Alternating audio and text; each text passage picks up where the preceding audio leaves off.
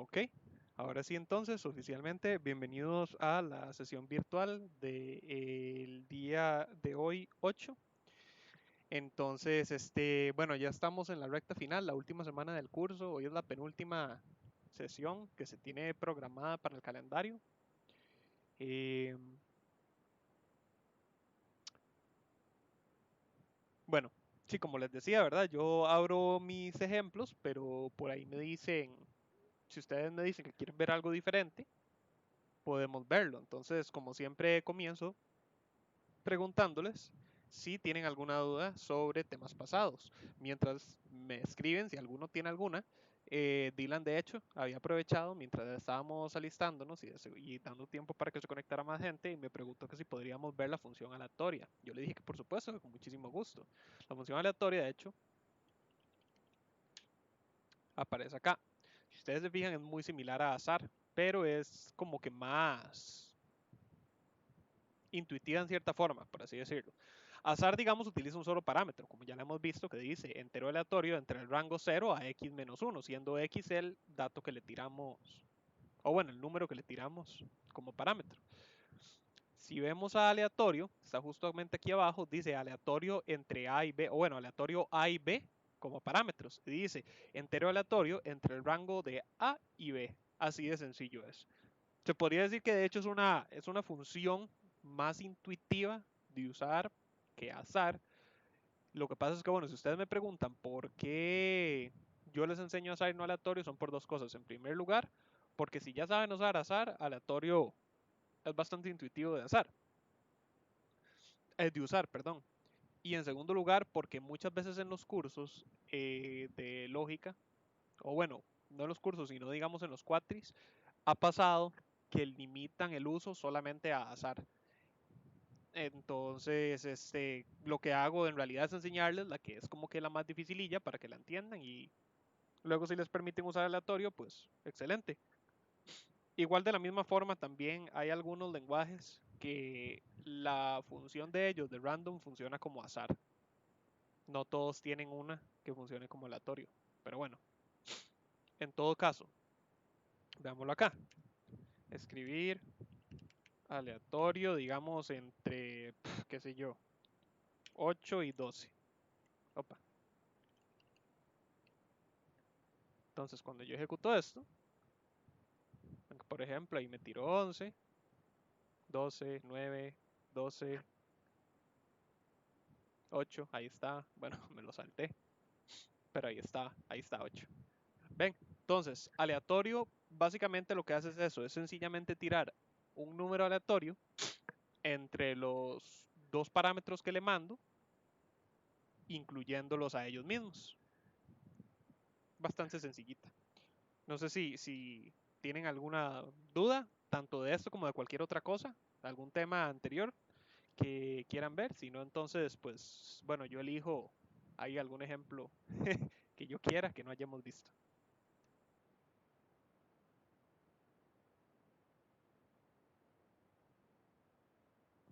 Vamos a ver, Marcela me dice, hola, yo tengo duda, es con los procesos. Cuando es por referencia, las variables se deben declarar e inicializar tanto en el subproceso y en el proceso.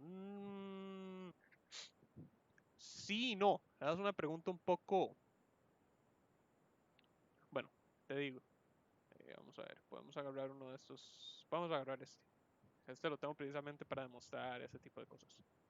Este ya lo habíamos visto en realidad, pero me sirve para el ejemplo.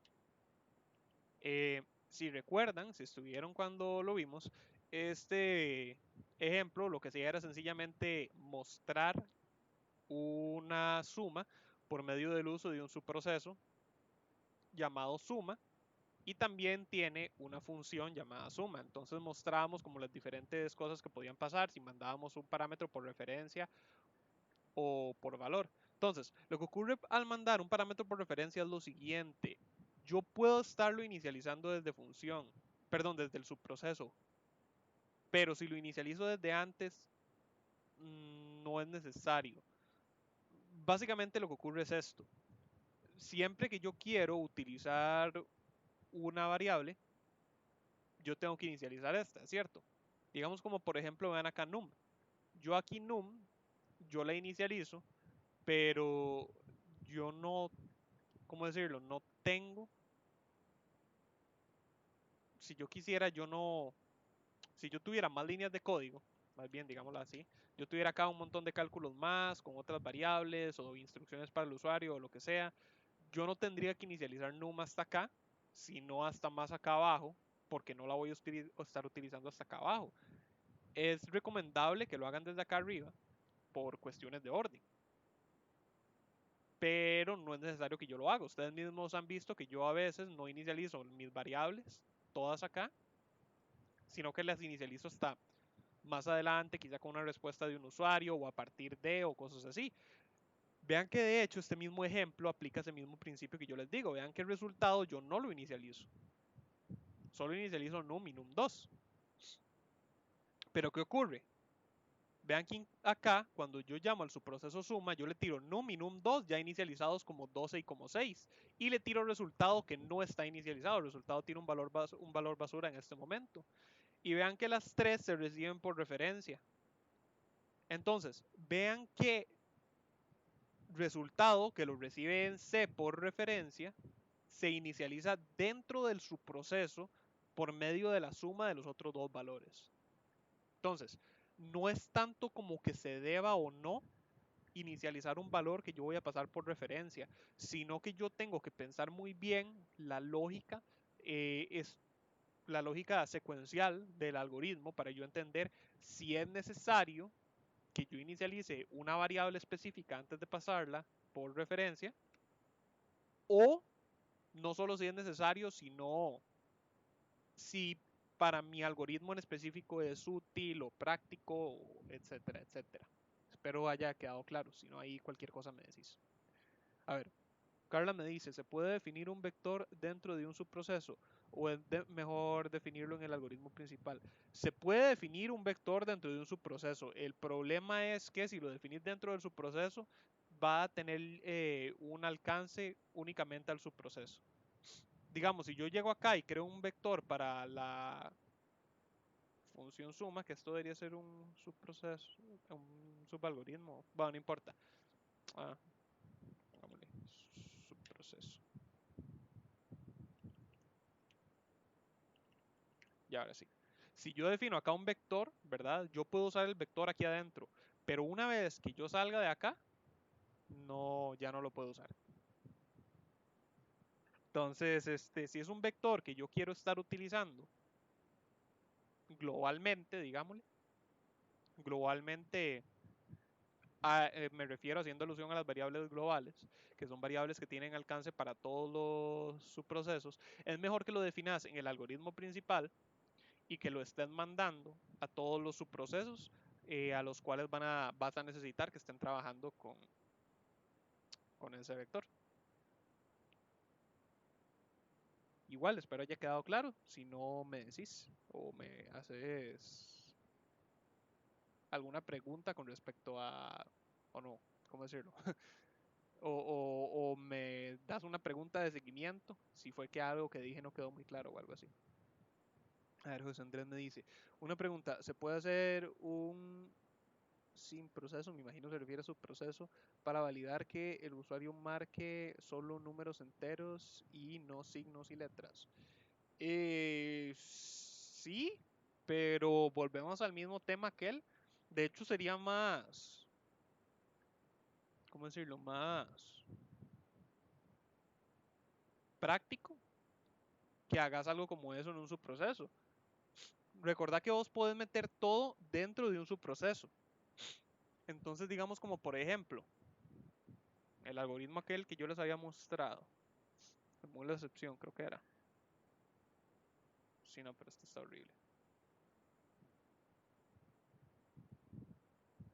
Esa era la detección de número en cadena. No, porque yo nunca lo salvo. Ah, bueno, hagámoslo otra vez, será. Oh, no, no importa. Para para no perder mucho tiempo, lo voy a hacer a partir de este otro, aunque este otro era horrible.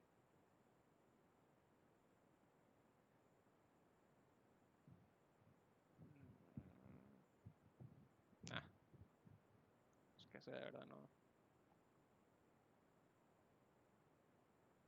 no me gusta. Disculpen ahí por la tanta indecisión de mi parte. Vamos a ver qué variables tengo acá. Ocupo otra. J. No, pero de hecho no lo ocupo acá porque dijimos que lo queríamos hacer en un subproceso.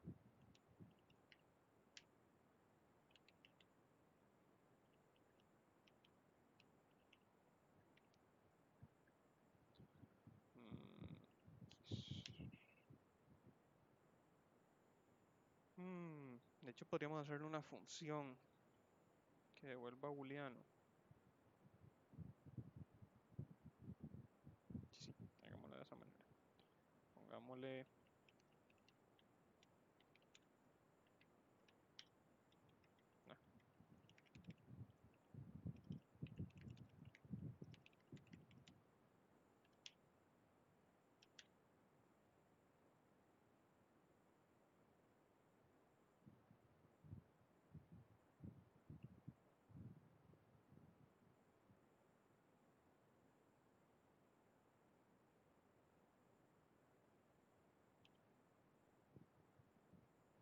voy a ocupar IJ, num quizás sí lo vaya a ocupar. Resp sí, temp no. Cont, sí, cont lo podemos usar. Ok, aquí ya no ocupamos cont, ocupamos retorno.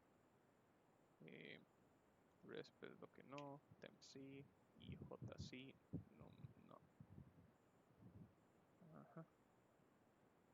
Ah, bueno, no, cont sí lo podríamos utilizar también. Una versión alternativa de cont. Asignamos un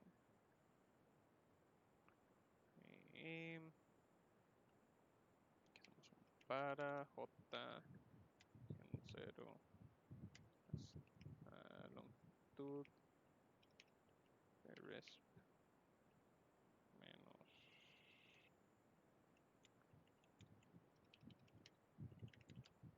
No, de hecho no. Hasta 9 sería.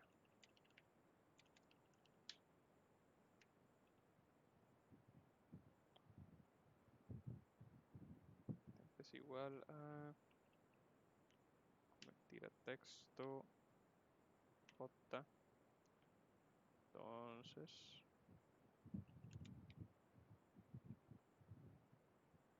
qué lástima que PSI no tenga un retorno.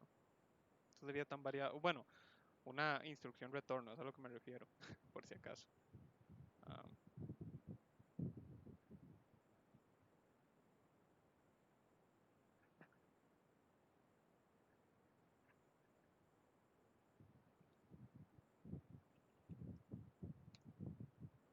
¿Cuánto tiene?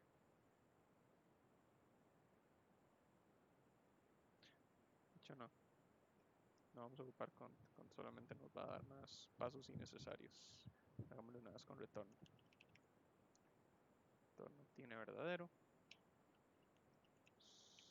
Si no, retorno. Ok, solamente tengo una duda en espera. Ya voy. Tiene falso. Mm,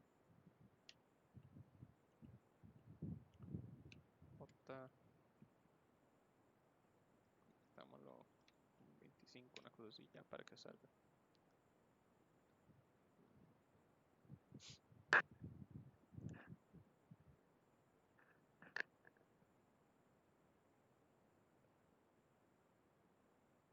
Ok, sí, aquí lo que estamos buscando es... Eso no.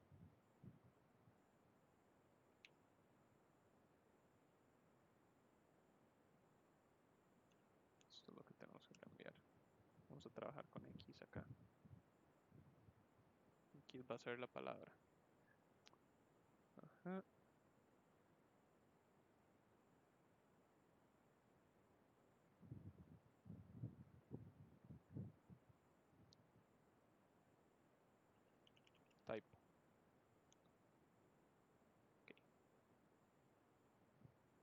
todo bien. Si en un momento todo bien, entonces pasa.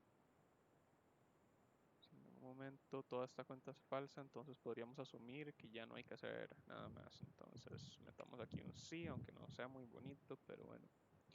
Si torno para este punto es falso, entonces hagamos que i tenga, no sé, 40 para exagerarme con algún valor así tonto.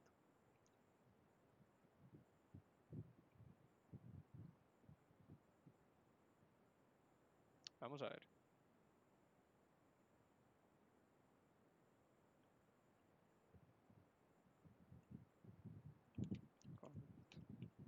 Tiene, ¿cómo le hemos puesto? Validar entero, ¿verdad?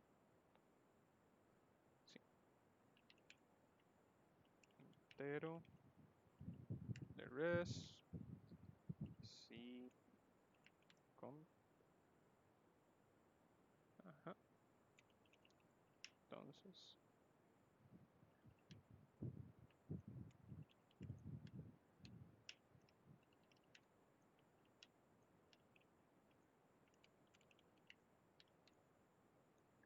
Ok. Vamos a ver. Si no metí las patillas. Es entero. Excelente. Es entero. No es entero. No es entero. No es entero.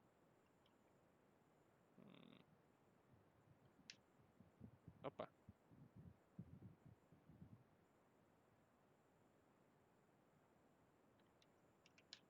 No es entero. Estamos bien entonces. Entonces, bueno, tarde. De hecho, yo voy a guardarlo para que no me vuelva a pasar en un futuro.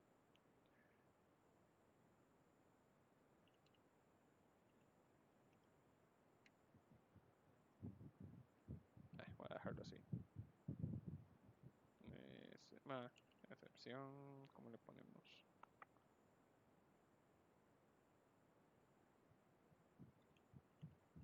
Bueno, así. Ok. Entonces, ve que es muy similar a el algoritmo que les había escrito aquella vez, que era más eficiente que el que nada más contaba hasta 9999, porque lo que hace era recibir una cadena, ¿verdad?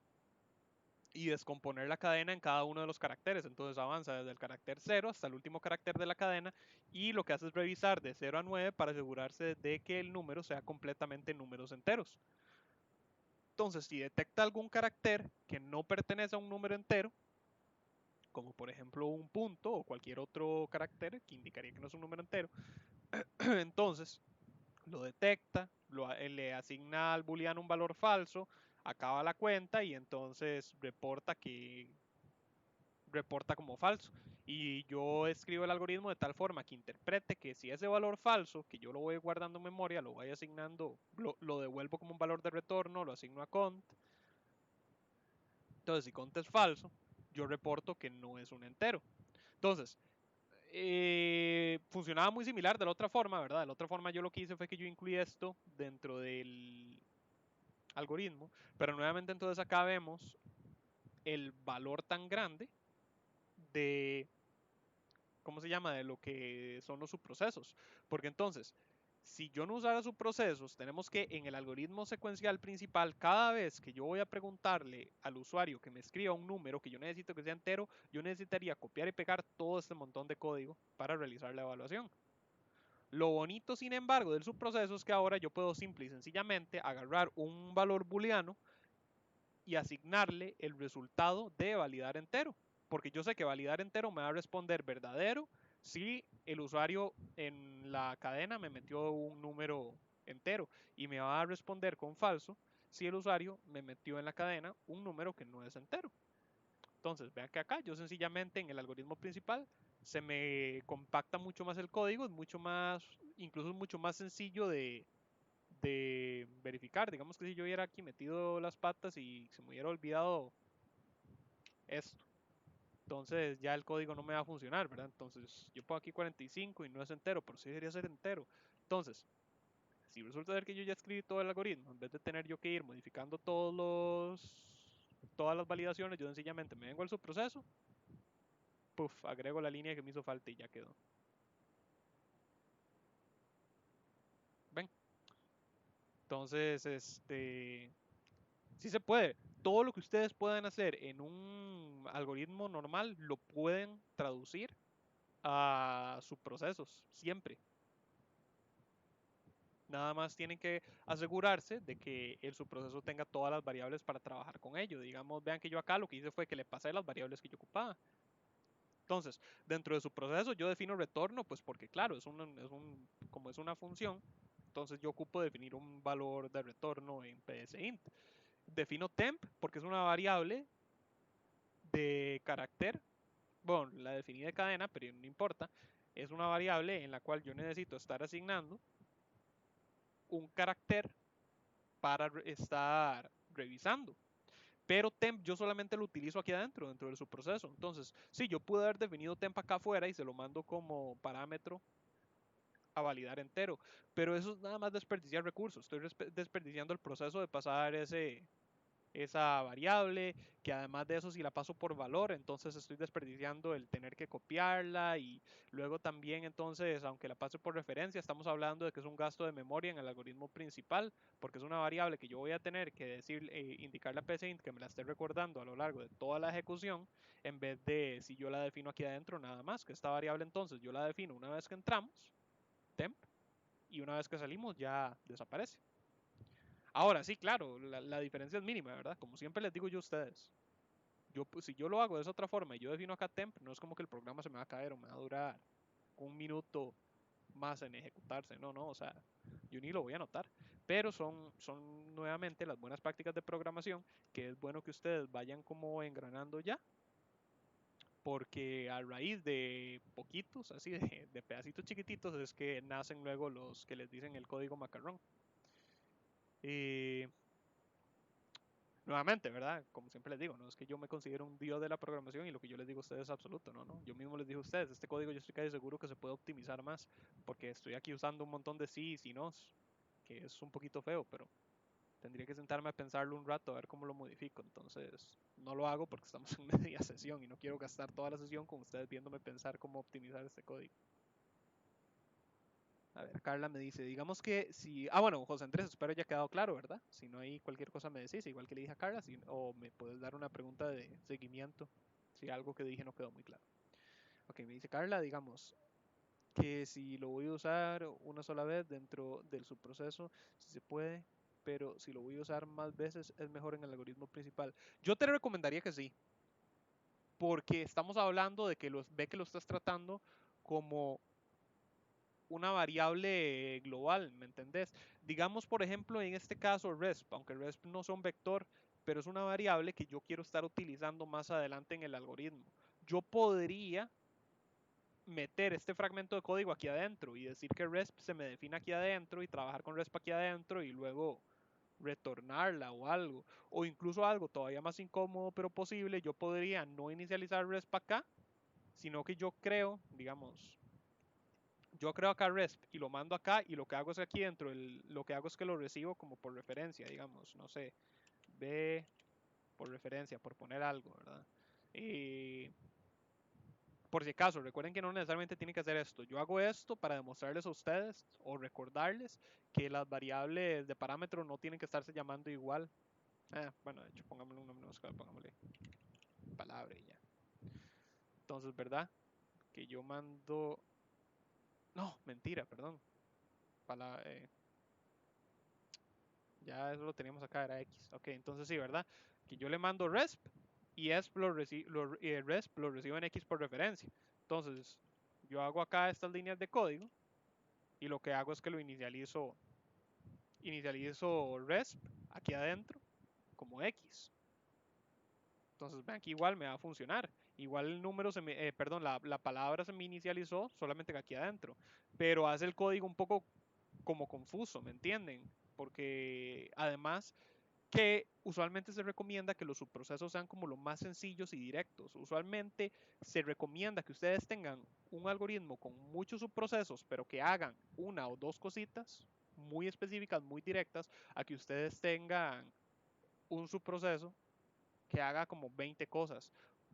¿Por qué? Porque usualmente cuando ustedes tienen un subproceso que hace muchas cosas en ámbitos diferentes, usualmente le quita flexibilidad al código. Digamos, vean acá, vean validar entero. Solamente por yo agregar estas dos líneas de código, el montón de flexibilidad que me perdió.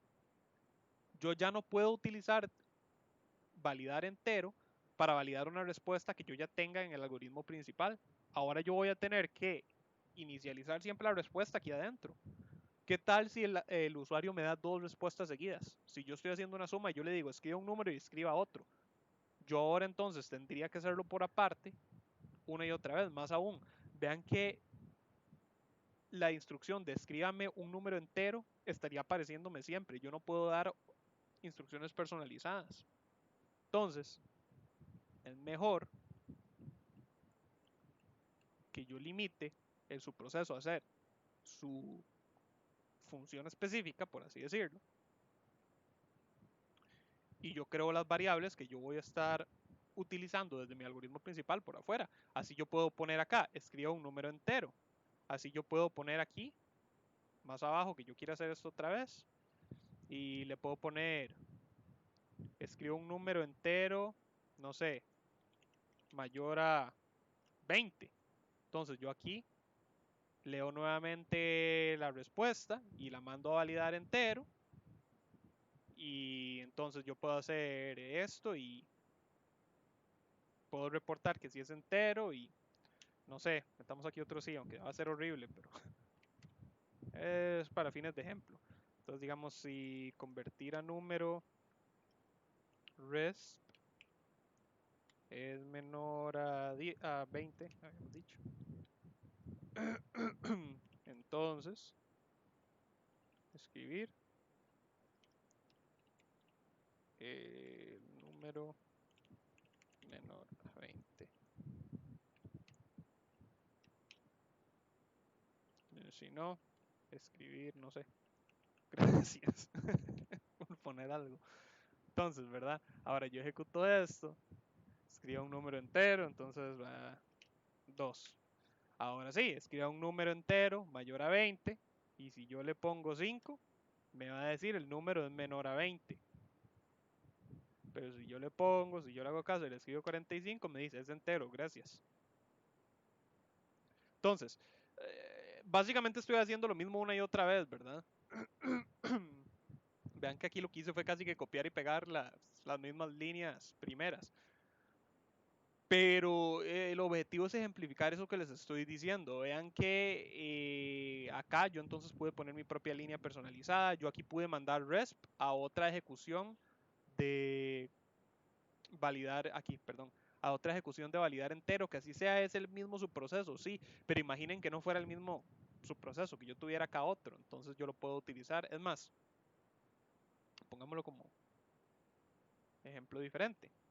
Agarremos, tomemos acá prestado sumas, calificar, procesos de muela, no lo tengo abierto. Procesos, aquí, factorial. Tomemos prestado el cálculo de factorial con este subproceso. Entonces, yo aquí ahora tengo otro subproceso para calcular factorial de x. Entonces, aquí, ¿verdad? Yo valido, le respondo si es o no entero, y si sí es entero,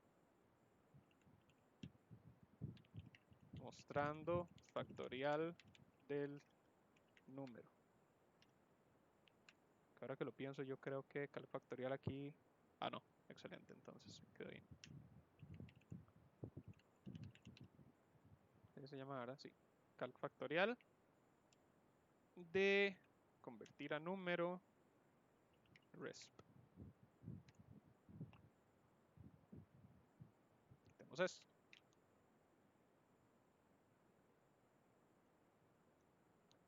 Escriba número entero.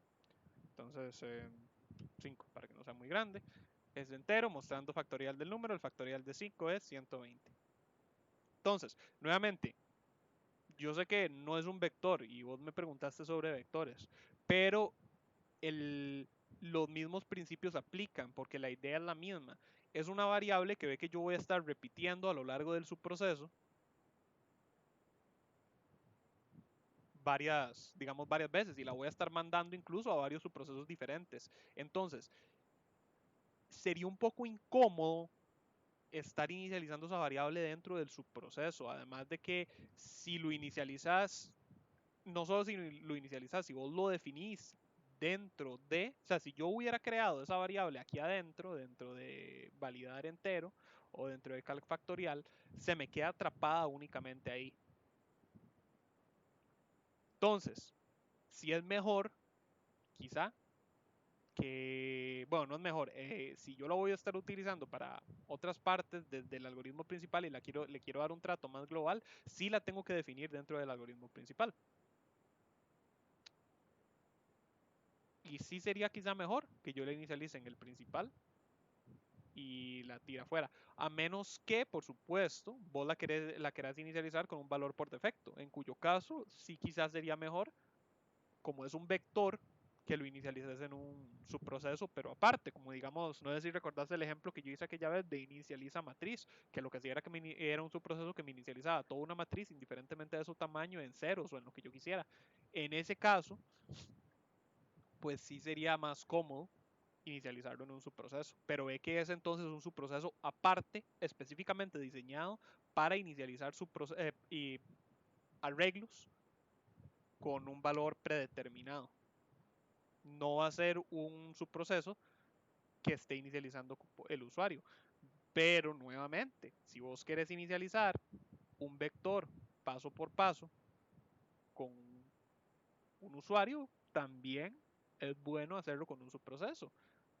Digámosle, yo sé que suena como que me estoy contradiciendo, pero no lo estoy haciendo. Espero que me entiendan lo que estoy tratando de decirles. Es que a fin de cuentas depende mucho de lo que queramos hacer, ¿verdad? A lo que yo me refiero es, eh, véanlo de esta manera, porque la lógica para programar básicamente siempre se reduce a esto.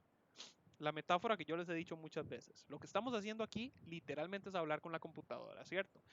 Por algo se llaman lenguajes de computación, porque yo lo que estoy haciendo es darle instrucciones a la computadora. Esto no es algo rígido que sea preformulado, sino que es creativo. Yo lo diseño, yo traduzco lo que yo quiero hacer a un lenguaje que mi computadora en PSInt pueda entender. Entonces, ustedes tienen que considerar que ustedes están, no sé, hablándole como a un chiquito o algo así, ¿verdad? Entonces, si ustedes están indicándole, por ejemplo, imaginen que le están enseñando a un chiquito a dividir. Entonces, digámosle, bueno, acá.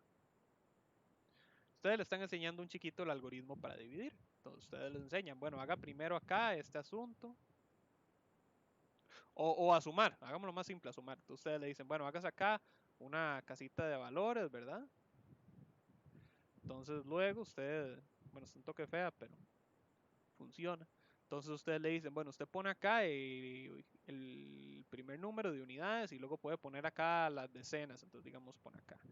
eh, este 5, se suponía que eso iba a ser un 5. Acá. Y digamos que ustedes lleguen y entonces y le dicen, y luego usted le pone el siguiente número que usted quiera sumar, ¿verdad? Como, no sé, pongamos otro 5 y pongamos un 2. Entonces ustedes luego llegan y le dicen, ok, esas fueron las primeras instrucciones. Siguiente instrucción, sume unidades. Entonces, 8 y 2, ok, 8. Si quiere puede usar dedos, 9, 10, ok. Entonces, cuando el número excede las unidades, entonces usted lo que hace es poner el residuo de unidades, en este caso 0, y le dice que lleva 1, ¿verdad? Y así va sumando. Entonces, paso por paso, como ya lo sabemos. Entonces, ustedes tienen que considerar que lo que están haciendo en PSInt es muy similar. Entonces, por ejemplo, vean aquí. En este caso de suma, ¿verdad? Este 1 que yo llevé acá, por así decirlo, en un lenguaje coloquial, tendría un rango de memorización de solamente para las decenas. Digamos, si yo aquí tuviera más números, si estos fueran números más grandes, ¿verdad? Este 1, yo solamente tendría que pedirle al chiquito que lo memorice, o no, si fuera que lo está haciendo a mente y que no se le tiene permitido hacer acá como los recordatorios visuales, yo necesitaría que me memorice este 1 únicamente durante esta etapa de suma. Pero hay otros números, como por ejemplo este 0. Como este 0 es parte del resultado final, yo necesito que él me memorice que este 0 siempre va a ser la unidad del resultado final. Igual acá, cuando esto me dé 11, yo necesito que este 1, él quede aquí memorizado. Y este 1 que yo llevo acá, me lo esté memorizando solamente durante la etapa de suma de centenas. Este 8 y este 2 ya no es necesario. Si nosotros ya tenemos memorizado que la unidad es un 0 y la decena es un 1, estos números ya pueden desaparecer de mi memoria. A mí estos números ya no me sirven para nada. A mí los números que me sirven recordar son los siguientes. Entonces, la lógica en PSINT aplica para lo mismo. Ese vector que vos vas a usar es como una de estas variables que yo tengo acá, es como temp, que yo te dije. Temp yo solamente lo utilizo para validar la cadena con el número que me va a tirar el usuario. Entonces, para mí no sería muy eficiente que yo declare temp como una variable en el algoritmo principal de uso un poco más global, porque solamente lo ocupo acá. Una vez que esté esta validación acá, puff, yo me puedo deshacer de espacio en memoria y usarlo para algo más, no lo ocupo. Pero una variable como resp que tenemos, que yo la voy a estar usando para recibir como respuesta lo que me dice el usuario, la voy a estar enviando acá para validar que la respuesta es entera, la voy a estar enviando también acá para validar que el factorial, perdón, para validar no, sino para calcular el factorial del número que me tiró el usuario. Entonces ahí sí esa es una variable que yo necesito que psint me recuerde a lo largo de la ejecución de mi algoritmo, porque es una variable con la que voy a estar trabajando constantemente. Entonces esa misma lógica aplica. Sí, me medio entendés. Quizá di muchas vueltas, pero básicamente es porque todo se reduce una vez más a lo que siempre les digo, programar no es algo rígido y prescriptivo necesariamente, sino que es algo creativo y muy de uno. Hay cosas que usualmente son más eficientes, pero no necesariamente significa que sean las únicas maneras de hacer algo. Carla me dice, perfecto, comprendo, gracias por la explicación. Por supuesto, con muchísimo gusto, Carla. ¿Alguien más? Mira, se nos metieron ya varios.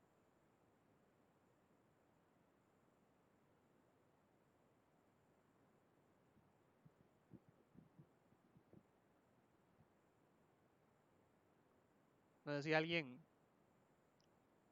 bueno, si tienen alguna duda sobre esto que acabamos de ver, lo que vimos al principio o algún tema anterior, nuevamente, si a nadie se le ocurre, sí, como que alguna duda específica, lo que hago es que yo agarro ahí algún ejemplillo que no hayamos visto y se los muestro.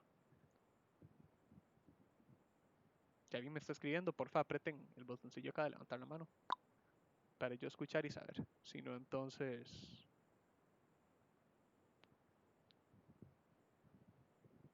Ok, Carla me dice, tengo otra pregunta con respecto a los para. Por ejemplo, cuando usamos paso 1, ¿qué función tendría que incrementar el paso? ¿Cómo? ¿Qué función?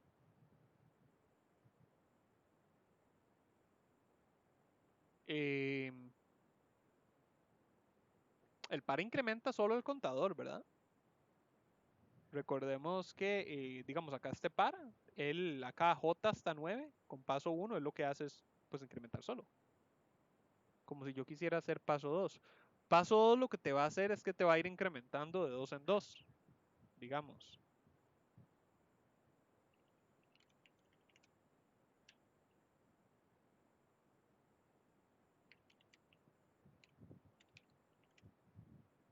Pongámosle 15 para que sea impar.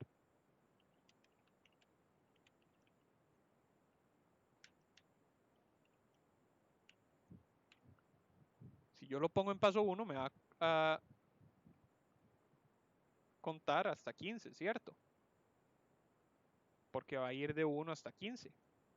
Pero si yo pongo paso 2, lo que va a ir es pegando saltitos de 2 en 2. Entonces ve que va a ir de 0, 2, 4, bla, bla, bla, hasta llegar a 14. Ve que el 15 no me lo escribe porque una vez que llega a 14, ¿verdad? Cuando llega acá al final, le suma otros 2, se convierte en 16 y la evaluación es falsa. Entonces no vuelve a entrar y no me escribe una última vez el valor de i, sino que acaba en 14.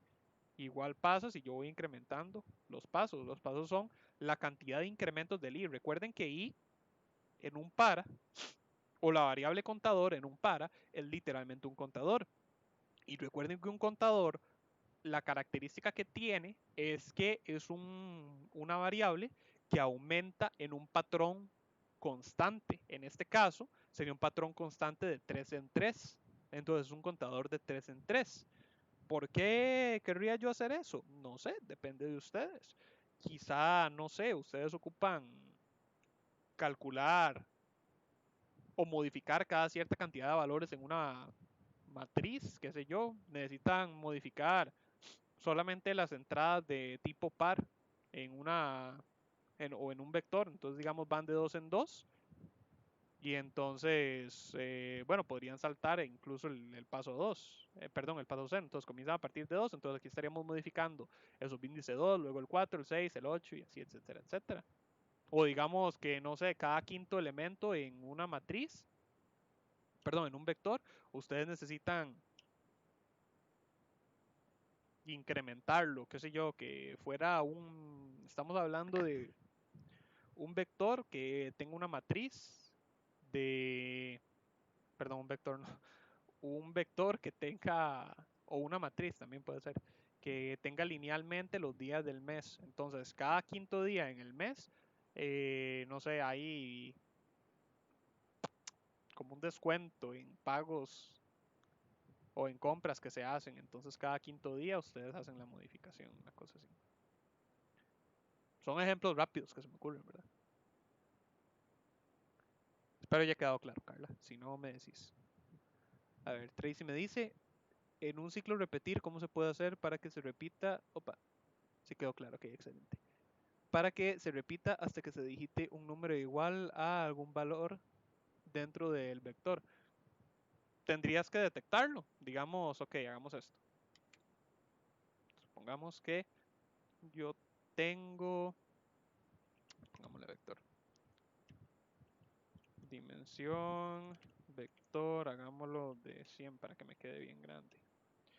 Ahora hagamos un para.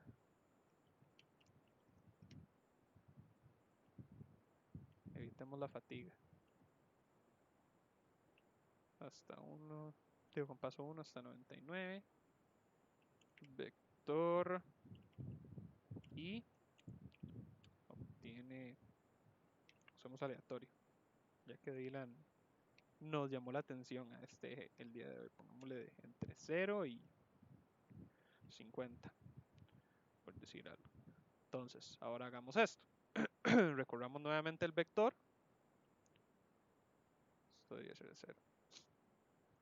Paso 1. Lo que hacemos es escribir vector y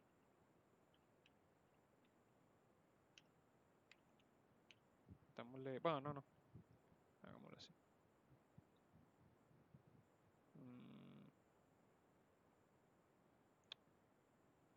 O no, vector y no. Porque no se nos va a hacer muy largo. Ah, ya sé, hagamos esto. Hagamos un nuevo contador. Contapasos, pongámosle.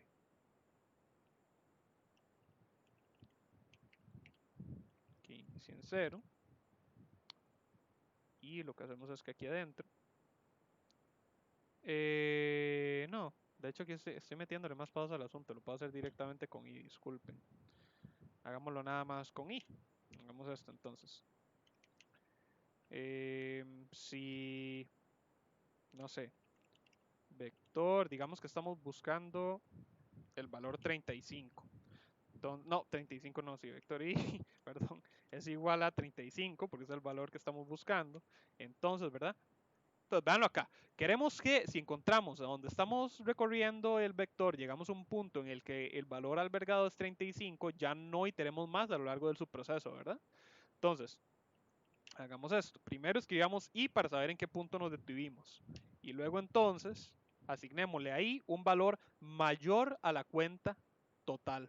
Entonces, si ustedes, por ejemplo, le asignan ahí un valor de 105, ¿qué va a ocurrir? Y obtiene 105, ¿verdad? Digamos que 35 sea el segundo número. Eso quiere decir que como es el segundo número, y tiene un valor de 1. Vector 1 es igual a 35. Entonces, escribe 1, luego y se convierte en 105, acaba, y cuando llega acá se convierte en 106. 106 es mayor que 99, sí, acaba el algoritmo. Veámoslo ejecutado. Y no puedo creer la suerte que tuve, lo predije en 1. Ahora sí, ya ven, ahora me contó hasta 40 y se detuvo. Ahora me contó hasta 28 y en 28 encontró el valor buscado.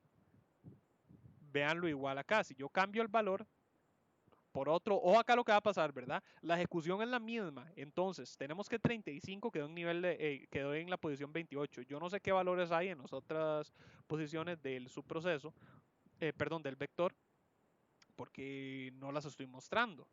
Pero como es la misma, yo puedo aprovecharme de que PSInt se actualiza automáticamente con con la misma ejecución si yo modifico el código, que muchos lenguajes de programación no les van a permitir hacer eso, pero PSInt lo hace para practicar. Y yo puedo modificar este 35 para buscar una posición diferente. Entonces digamos que ahora quiero encontrar el valor 1. Vamos a ver dónde está. Vean, el primer 1 está en la posición 45. Ahora bueno, ahora tenemos que volver a empezar porque lo cerré por accidente. Ahora el primer 1 está en la posición 87. Ok, por curiosidad, ¿dónde está el 35? Ahora el primer 35 está en la posición 62. Ahora el 0 en la posición 17. Si yo escribo 99, 99, recuerden que, ¿verdad? Por si acaso, no, pongámosle 2. El primer 2 está en la posición 13. Recuerden que yo escribí de 0 hasta 50, ¿verdad? Eso quiere decir que 99, o pongamos, no sé, un valor muy grande, pongámosle como por ejemplo 123 por poner algo. 123 no debería estar nunca dentro del vector. Entonces, ¿qué pasó? Nunca entró en el sí y acabó. ¿Qué puedo yo hacer acá? Bueno, yo puedo hacer un booleano. No, puedo hacer muchas cosas. Digamos que yo estoy buscando un valor que nunca está, que yo estoy buscando un valor en la matriz y nunca encuentro. Entonces, hagamos esto. Se los voy a enseñar con booleano para que sea más bonito. Digamos, yo defino encontrado como lógico, ¿verdad? Entonces,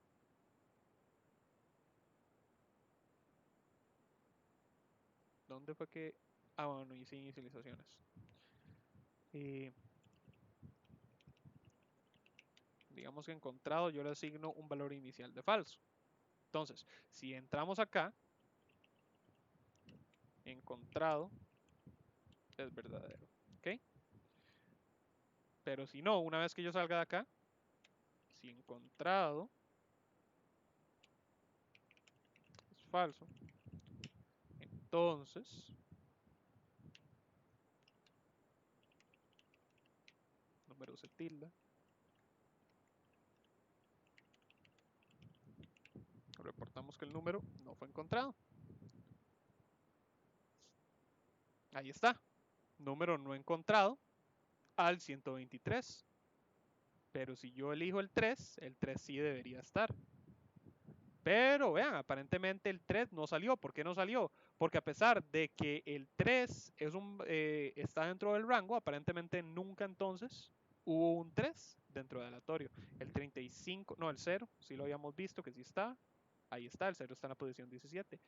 Qué suerte que el 3 no estuviera, porque de hecho estaba esperando que nos topáramos con un valor así. El primer 2 está en la posición 13.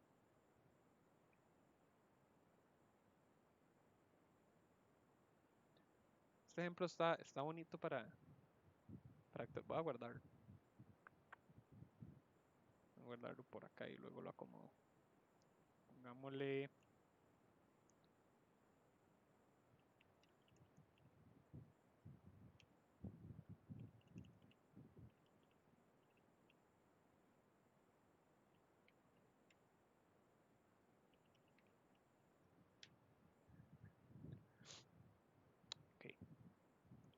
¿Qué tal entonces? ¿Les quedó claro? Por si acaso, de verdad, no hagan lo que yo estoy haciendo acá de que yo no comenté aquí nada.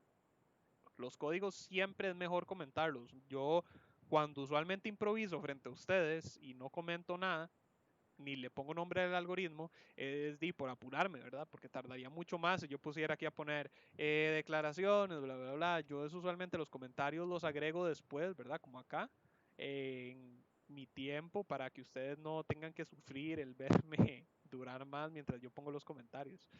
Entonces, no hagan eso. Yo acá lo hice solamente, pero solamente porque es un ejemplo que estoy construyendo frente a ustedes, digo. Vamos a ver. Alejandro me dice, buenas noches, y si quiere ver si hay otro número igual en el vector, es lo mismo. Digamos, estás buscando dos números, ¿verdad? Entonces, depende de qué es lo que quieras hacer. Si vos lo que querés es salir del proceso, si yo encuentro el valor 15 o el 0, yo puedo hacer esto. O, evitemos la fatiga, vector i es igual a 0. Entonces, ve que ahora me salió en la posición 9. ¿Antes en qué posición me había salido? Ah, ok, en la misma. Eso quiere decir que 15 estaba antes que el 0. Buscamos un valor que esté antes que el 15.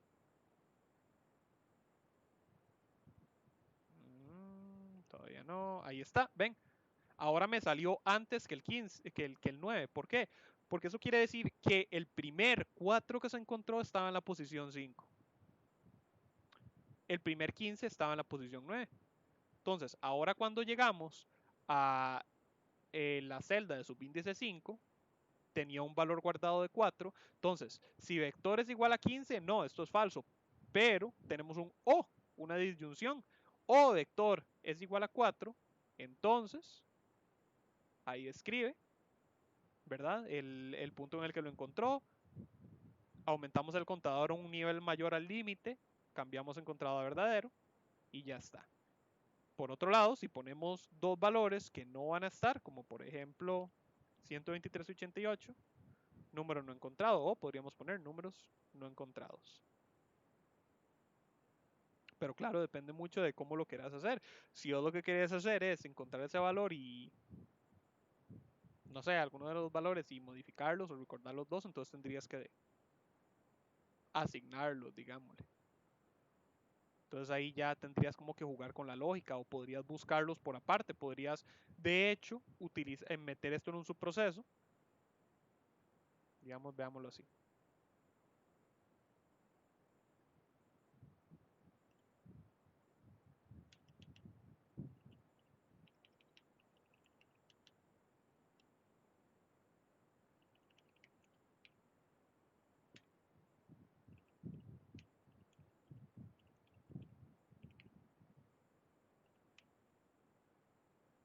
Sí, encuentro el num x.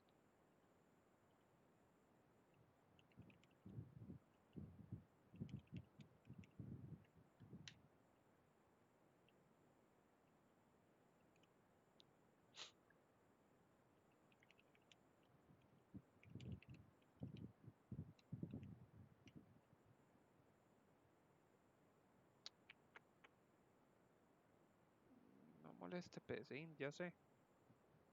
Bueno, mate la ejecución entonces.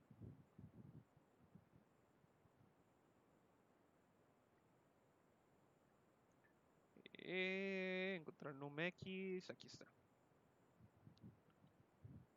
X.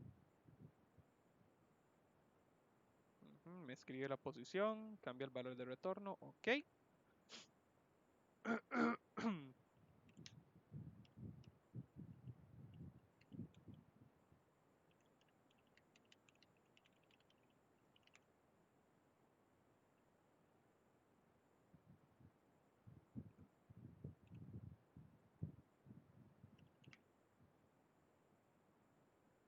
Es más, hagámoslo así.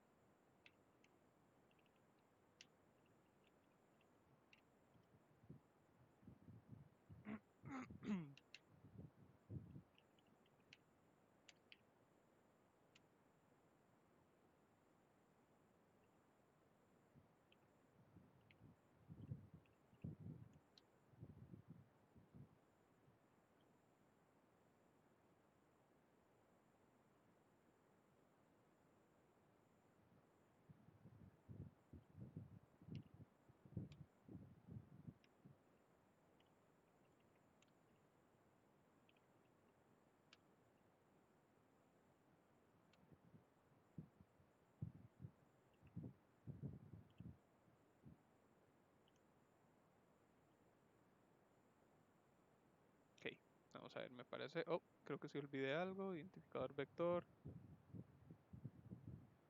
¿Ah?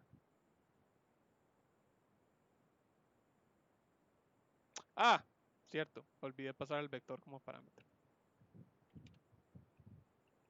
Pasémoslo con el mismo nombre, no importa.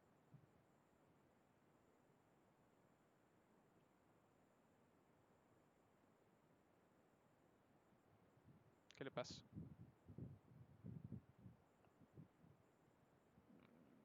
Mm,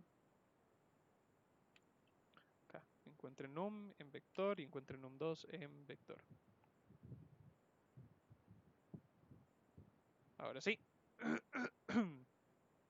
Entonces, digite dos números a encontrar en el vector. Entonces, 85 que no me lo va a encontrar y 3 que quizá me lo encuentre. Y variable no definida, línea 42. Ah, cierto. Y se me olvidó pasar el i. Ven, entonces, esos son el tipo de cosillas que pueden pasar que ustedes tienen que recordar cuando estén traduciendo un código a su proceso. Vean que acá, como me estoy apurando, a mí se me olvidó y no lo voy a ocupar acá porque ya no lo estoy usando. En el algoritmo principal yo ocupo nada más vector, num2, encontrado y vector. Aquí adentro si ocupo i, definir i como entero. Ahora sí, vamos a ver si olvidé algo más.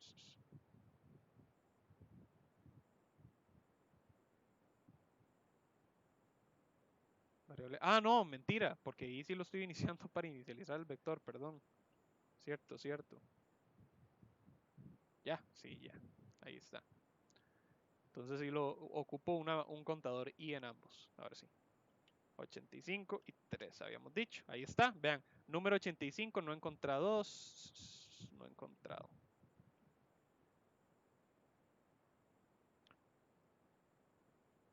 El 5 sí lo encontró. Reiniciar.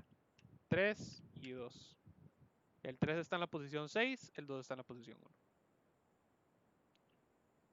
0 y 0.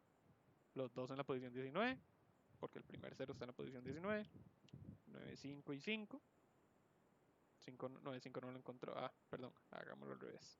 3 y no sé, 150. El 3 está en la posición 9, número 150 no encontrado. ¿Podríamos hacer esto más eficiente? Claro que sí. Yo podría quitar esto de acá para no hacer tanto feo, digámoslo.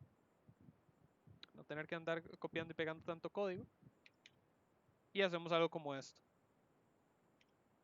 Ni siquiera lo hagamos función. Quitemos de acá esto, que ahora sea un subproceso común y cualquiera. Pongámosle... ¿Cómo era que le habíamos puesto acá? Ok, entonces cambiamos esto. Vamos a poner que sea encontrado. Entonces ahora encontrado es una variable lógica dentro del subproceso. Esto ahora es un subproceso, ya no es una función. Dentro del subproceso encontrar número x en el vector. Entonces, número x en encontrar num recibe un número x y un vector en el cual buscarlo. Si lo encuentra, me reporta la posición.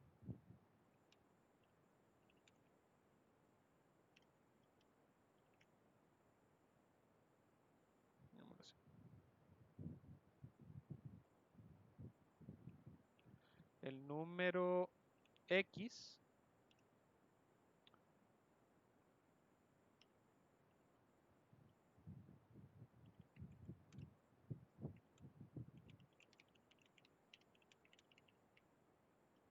pongámosle post, así nada más. En la posición del vector tal. O hagámoslo incluso así para que sea más bonito. Si no lo encuentra, ¿verdad? Si encontrado queda como falso, entonces me reporta de una vez. Número X no encontrado. Vean que entonces ahora yo lo único que hago en el algoritmo principal es llamarle al subproceso. Falta nombre subproceso.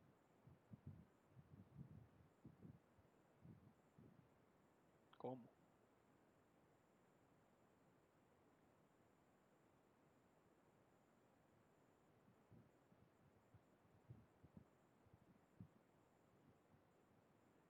Ah,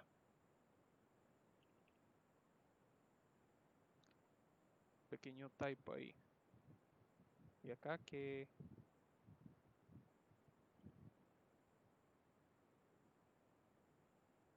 Cierra, abre, cierra.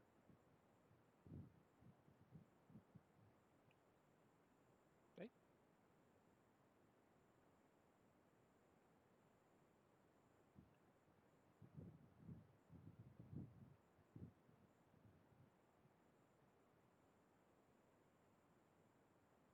Ah, bueno.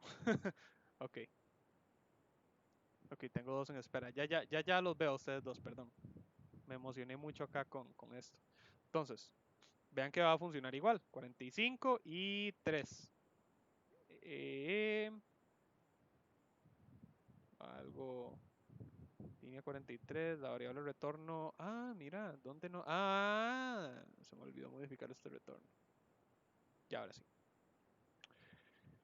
45, el número 45 se encuentra en la posición. Borré el I.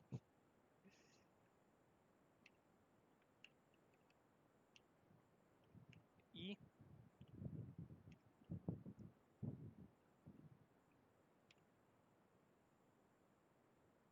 ahí está.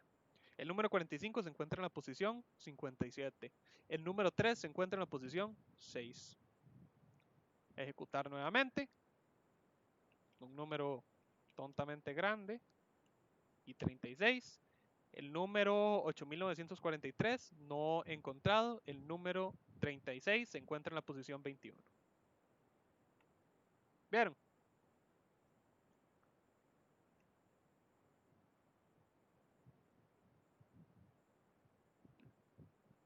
Voy a guardarlo como 2 y luego decido cuál de los dos me gusta más. Espero haya quedado claro, ¿verdad? Si no, ahí me dicen. Vamos a ver. Ah, bueno, uno es... Si me dice, puede pasar ese código por acá. Por supuesto, ya se los paso. Alejandro me dice cómo muestra los dos o más números iguales. Pues así. Bueno, no sé si será que me escribiste la pregunta antes de que lo estuviera eh, modificando, pero es que aquí lo estoy haciendo. Digamos, estoy mostrando, estoy reportando la posición, pero ve que igual acá lo hago, porque ve que, digamos, yo lo que estoy usando son muchas, bueno, muchas no, yo lo que estoy usando estoy construyendo un código a raíz de variables, que usualmente eso es mejor porque le da flexibilidad al código. Entonces, digamos, vean que yo acá tengo num y num2, ¿cierto? Entonces, yo escribí encontrar num a partir de variables para que me funcionara con cualquier número. Entonces, yo recibo dos números del usuario y yo los mando. Es más, esto yo lo podía hacer todavía más efectivo. Véanlo así. Yo podría haber hecho algo como esto.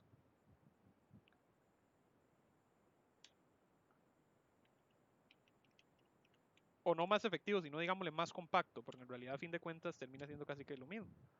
Para 0 hasta 1, con paso 1, hacer.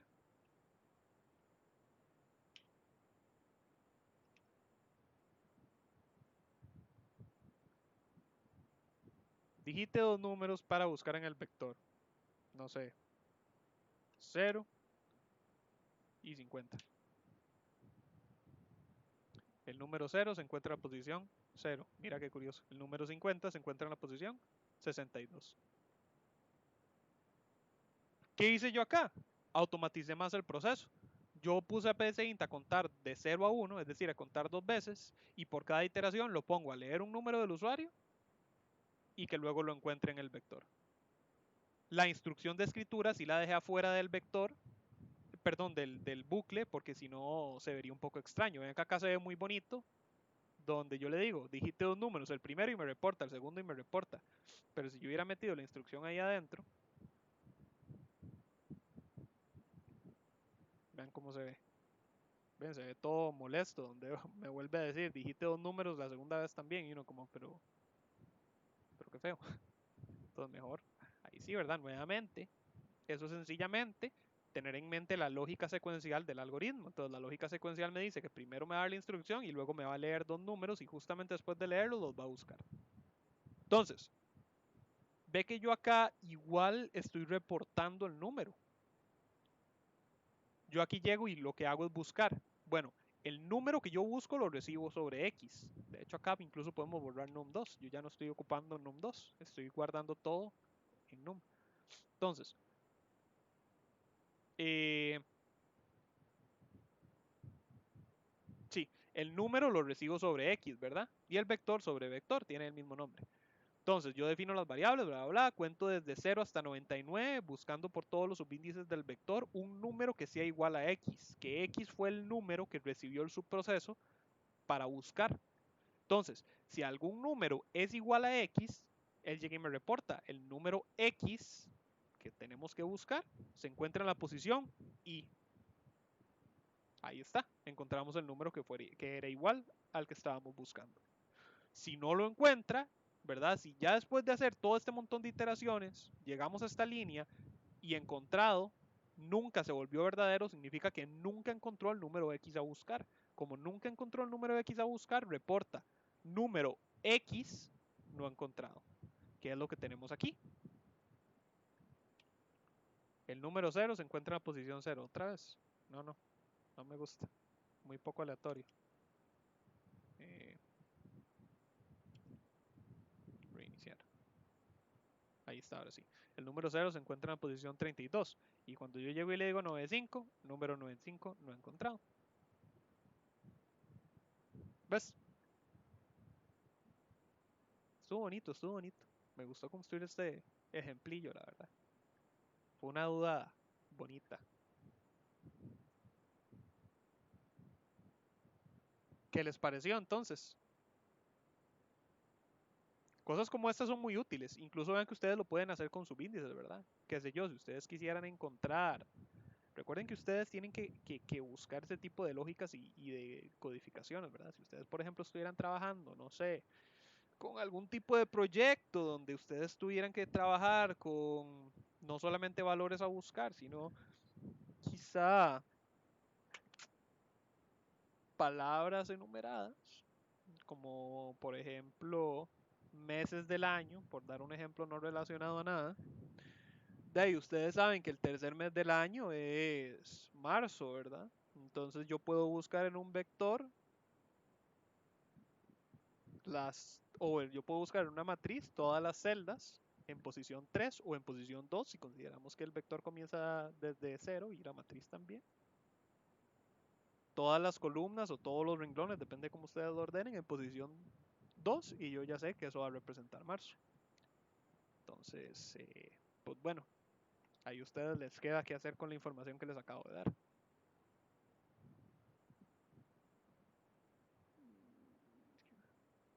Ok. Ah, sí, Tracy me había pedido. Ya voy con los demás. Antes de que se me olvide, les voy a pasar el código.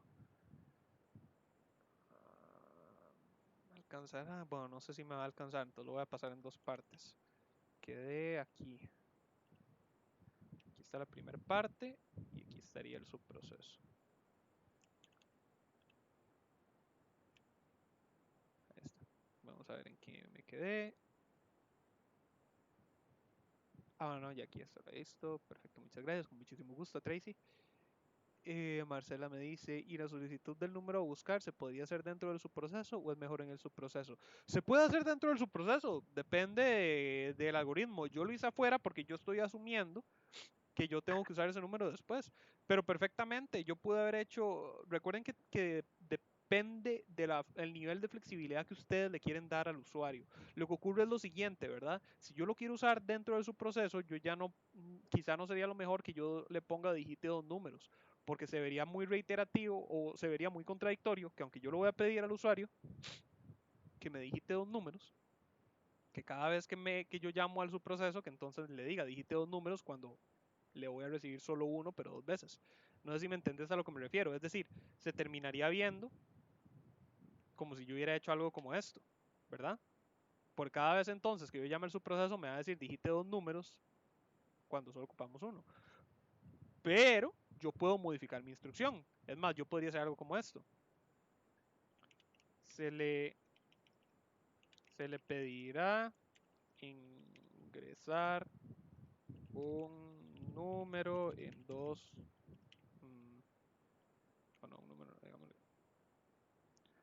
Ingresar.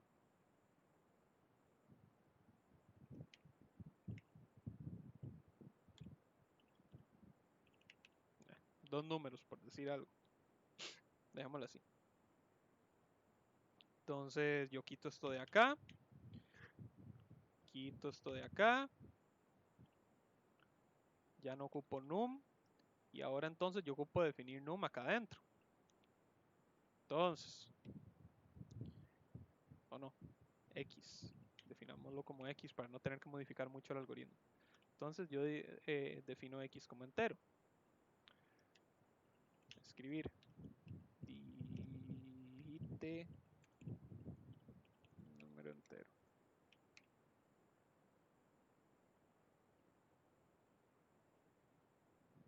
O pongámoslo así, digite el número entero nada más. Leer como x. Vamos a ver, me parece que no me hace falta nada. Ahí está. Entonces, ahí está. El algoritmo principal advierte al usuario. Se le pedirá ingresar dos números. Entonces, se llama por primera vez a encontrar num, donde nada más le manda al vector donde tenemos que buscar el número. Entonces, el subproceso se encarga ahora él solito de decirme, digite número entero. 85. No. 85. Número 85 no encontrado y me vuelve a pedir un segundo número, tal y como me lo advirtió el algoritmo principal. Digite número entero. Bueno, ahora quiero encontrar el 35. Oh, de suerte 35 tampoco fue encontrado. Vamos a ver, intentémoslo de nuevo. Esperemos el 2 sí, ahí está. El número 2 se encuentra en la posición 21.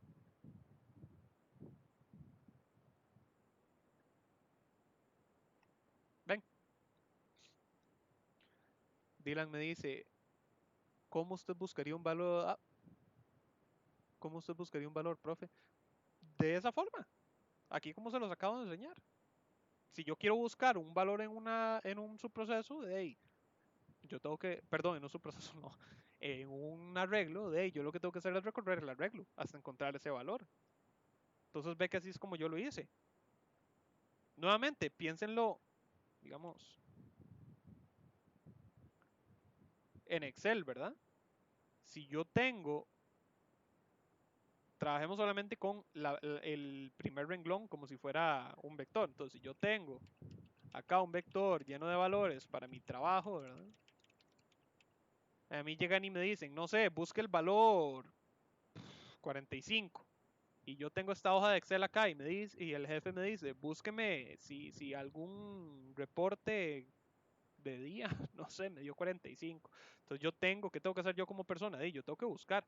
Quizás yo no voy así, uno por, bueno, depende. Hay gente que prefiere usarlo con el dedo o qué. Hay gente muy buena para detectar patrones, que nada más verlo así por encimita, pero indiferentemente de que lo que yo hago es siempre lo mismo, ¿cierto? No, yo posiciono mis ojos acá y yo los voy moviendo a lo largo del vector buscando. Y si determino que no encontré el 45, yo le digo, jefe, ningún día me dio 45, pero si él me dice, bueno, entonces búsqueme el primer que hubo 5. Entonces yo le digo, ah, sí, jefe, aquí está, el 5, tenemos un valor 5 en la fila 1D. Bueno, en la celda 1D, en la fila no.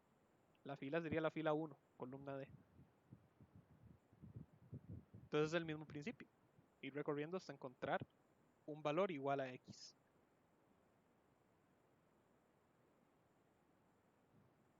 Marcela me dice, ok, sí me quedó claro. Muchas gracias. Con muchísimo gusto, Marcela. ¿Qué más? Todavía nos queda media hora.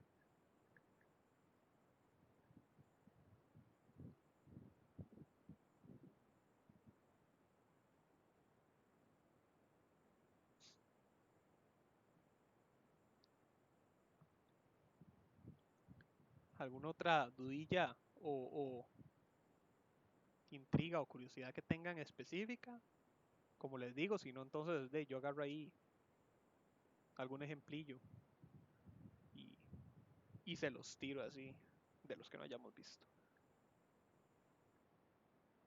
Si alguien me está escribiendo, recuerden, porfa, levántenme la mano para yo saber. Si no, entonces, pues agarro uno de estos.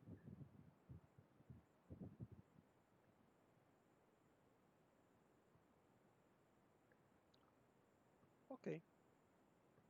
Eh,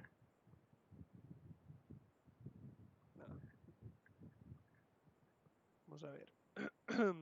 ¿Cuál no hemos visto? ¿Qué es esto? Ah, no, sí, sí, ya lo vimos. Este no lo hemos visto, este es un ejemplo grande de sus procesos. Tampoco.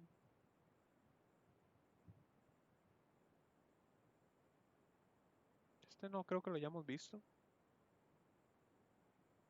Mm, Bueno, les voy a preguntar más o menos qué tienen ganas de ver. Los que tengo abiertos son más que todo ejemplos de subprocesos, pero podemos ver ejemplos de matrices y vectores. Tengo aquí un ejemplo de subprocesos que trabaja con matriz, inicializándola y escribiéndola. Tengo bueno, este es un algoritmo grande. Esto es como un resumen de todos los diferentes tipos de subprocesos que pueden haber y funciones. No sé si quieren ver este o quieren ver otro. Es un poco sencillito, pero largo este. Es más que todo practicar subprocesos. No sé si quieren ver esto o prefieren ver otro. ¿Qué dicen? ¿Qué dice el público? Podríamos ver este en la última media orilla, pero si prefieren ver otro, les pongo otro. Si quieren ver uno más funcional, podríamos buscar uno más funcional que no hayamos visto. Podría ponerme a convertir algoritmos que ya hayamos visto, como el de los estudiantes en sus procesos. Carla me dice, el primero que mostró, el que dice variables globales. ¿Cuál dice variables globales?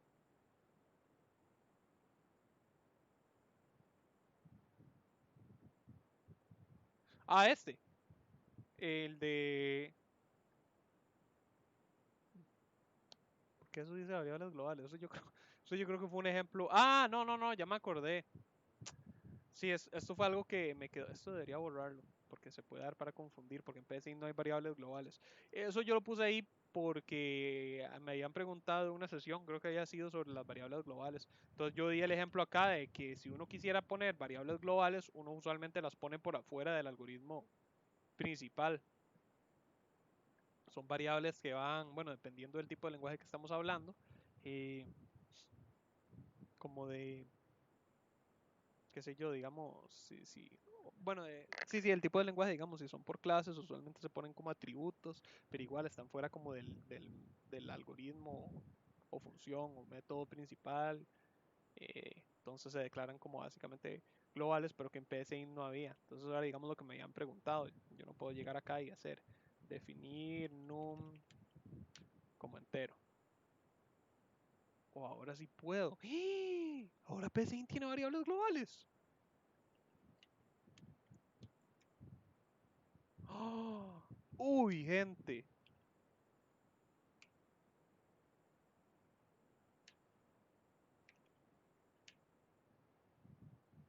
Ah.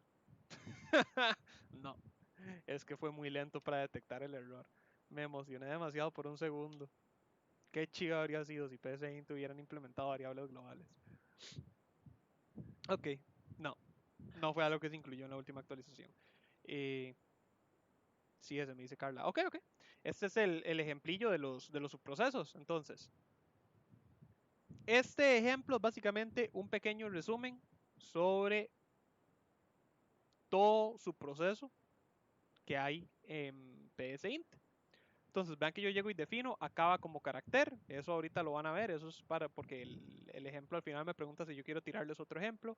Definir, opción, num2, resultado, matx y j fila call como enteros. Vean que yo tengo i en 5, j en 5 y yo dimensiono matx y j. Entonces yo dimensiono matx como una matriz 5 por 5. Ok, entonces tenemos acá el cuerpo. Vamos a irlo ejecutando y lo vamos viendo paso a paso. Entonces, escoja opción del ejemplo. Entonces tenemos 1 para procedimientos con parámetros nulos, 2 para procedimientos con parámetros por valor, 3 para procedimiento con parámetros por referencia. Entonces vean que tenemos los primeros 3 son procedimientos de 3 tipos diferentes. Parámetros nulos, que quiere decir sin parámetros. Parámetros por valor, que quiere decir con parámetros que se reciben por valor en vez de por referencia, es decir, que solamente se recibe una copia del valor, ¿recuerden? no se modifica la variable original. Y luego parámetros por referencia. Luego tenemos acá 4 para función con parámetros por valor, 5 para función con parámetros por referencia y 6 para su proceso por sorpresa. Entonces vean que acá tenemos ahora los últimos 4 y 5 son de otro tipo, son funciones. El subproceso sorpresa es que este es un ejemplo que yo veo, yo dejaba usualmente como para los últimos días, digamos, yo usualmente veía todos los ejemplos de subprocesos, o por lo menos los principales, y al final les dejaba esto para hacer como un resumen completo, y al final les hacía esa preguntilla. Ahorita vamos a verlo entonces. A ver qué tan bien están. Entonces, ¿cómo me acomodo acá? Cerrémoslo un poquillo, no, un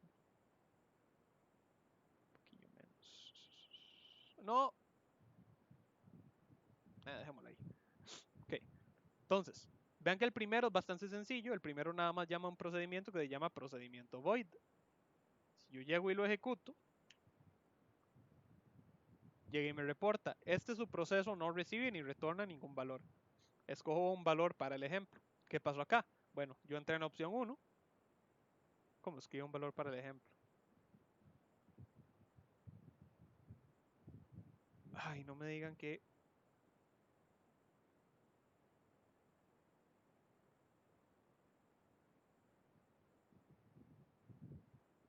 ¿Ah?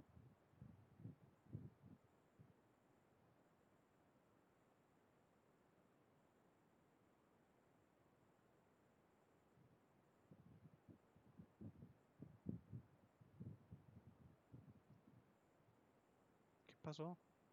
Eso no debió haber pasado.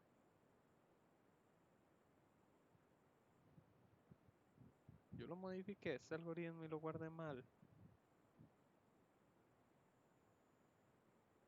Eso es lo que debió haber pasado. Me debió haber preguntado si quería otro ejemplo.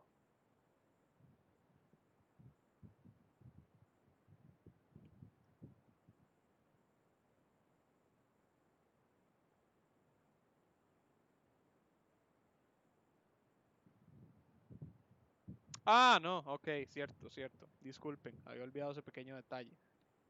Estamos todavía ahí adentro. Jeje, todo está bien, perdón.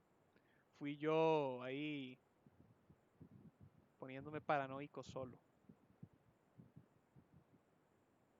Ok, entonces, procedimiento void, ¿verdad? Vean que acá yo solamente llamo esto, eso quiere decir que todas estas instrucciones están pasando dentro del subproceso. Dicho y hecho, ¿verdad? Si yo me voy a buscar procedimiento void, aquí abajo, vean que aquí está. Procedimiento void lo que hizo fue, me inicializó numv y llegó y dijo, este es un subproceso, este es su proceso, ¿verdad? No recibe, bla, bla, ni retorna ningún valor. Y luego llega y me pone, escoja un valor para ejemplo, lo va a leer como numove, me va a escribir numove, numove. Luego a numove le asigna el doble de su valor y me lo escribe, acá está, 5, me escribe 5, me escribe 10 y me queda en esperar tecla y luego en limpiar pantalla. Si yo escribo cualquier tecla, me pregunta que si quiero otro ejemplo, digámosle que sí. Ahora sí, entonces, estamos nuevamente acá, donde me está preguntando qué opción quiero. Pasamos a la opción 2. Un procedimiento con parámetros por valor. Entonces ahora me pide, escojo un valor. Veamos el cuerpo de la opción 2 primero. Vean que acá ahora los valores los estoy pidiendo desde afuera del subproceso.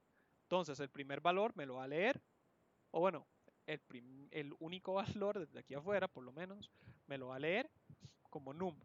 Y luego me llama a procedimiento valor de num. Si yo escojo 8, digamos, me reporta.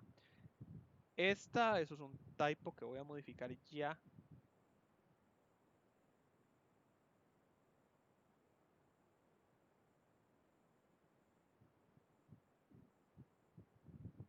Mira, y lo tengo repetido. Este. Ahí está. Este subproceso no devuelve valor, pero toma una variable como parámetro por valor.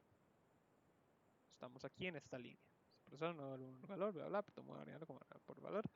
Luego tenemos entonces, vean que, no, perdón, estamos en esta. Sí, en esta. Este subproceso no devuelve ningún valor, pero tengo una variable, bla, bla, bla, como valor. Entonces, vean que ese valor lo recibió como num VL y no especifiqué si por referencia ni por valor. Vean que acá abajo en este otro subproceso yo sí especifiqué que por referencia, pero en este no especifiqué nada. ¿Por qué no especifiqué nada? Porque mi algoritmo principal, yo sé que yo lo voy a tirar una variable normal. Yo estoy llamando esto solamente tirándole variables normales. Y recuerden que una variable normal sin dimensiones se recibe por defecto como por valor. Entonces, yo puedo especificar que por valor, pero no es necesario. Si yo lo dejo acá, va a ser por defecto por valor. Por ser una variable normal, ¿verdad? Estoy repitiéndolo nuevamente, pero quiero que eso les quede claro porque, bueno, ahorita vamos a ver. Entonces, tenemos que numVL me lo recibe como numVL multiplicado por 5. Y luego llega y me dice el valor modificado por el subproceso. También lo tengo acá. No, este sí está ahí. El valor modificado por el subproceso es ahora numVL, ya modificado. Dicho y hecho, el valor modificado por el subproceso es ahora 40. Pero vean que cuando yo me devuelvo, ¿verdad? Ya esto aquí acaba el subproceso, pero cuando yo me devuelvo, nuevamente acá hay otra línea que dice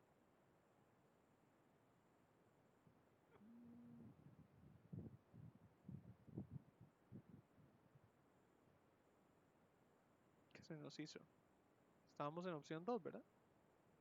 Aquí está. El valor en la variable fuera del subproceso. Vean que acá, ¿verdad? Esta fue la llamada del subproceso.